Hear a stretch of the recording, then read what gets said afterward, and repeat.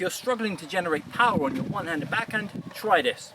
I've coached many players who, when I start with them, when I'm having my first lesson, I straight away see that they bring the racket down to around their left pocket.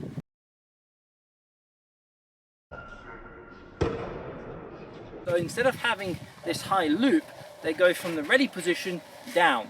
And what happens is, from this position now, they have so little space to accelerate to the actual point of contact that instead of just going like this, they go behind their back and end up having their racket way behind them. And this causes all sorts of problems with the racket being in the slot when they try to make contact. So they're late for the shot very often, and they struggle with power because they're trying to accelerate from this awkward position to this point of contact. If you think about a plane trying to take off from a runway, if the runway is very limited, it's hard for the plane to then actually build up that acceleration to then get off the ground.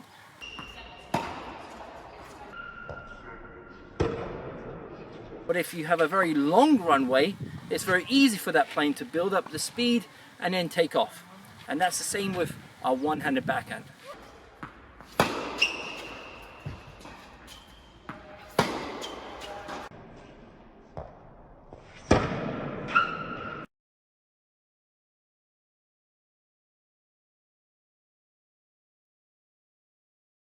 So what we want to do is make sure that the racket head is higher than the grip level as we're preparing for that one-handed backhand.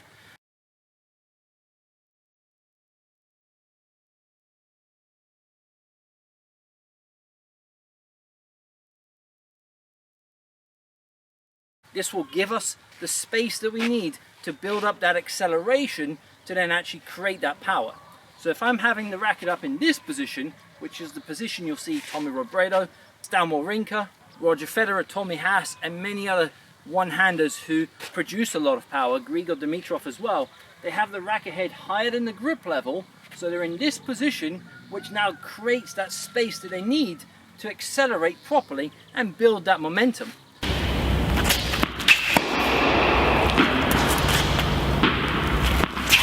Because once you start bringing the racket down here, the momentum is broken because it almost becomes a push, you're guiding the ball. But if I have my racket up here now, and you can see the tip of the racket is pointing to the sky, which is so crucial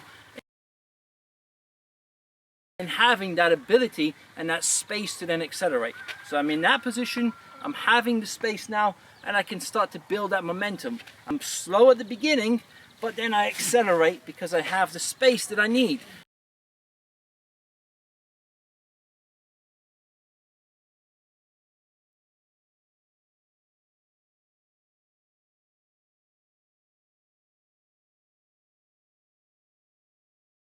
And that's so important, having the right amount of space and having it in the right way. I can have space back here, but I'm not really using my body in the correct way. And notice also when I lift the racket head up, my left elbow comes around shoulder height. So I'm going into this position here, which allows me to then accelerate and create that power on the one-handed backhand.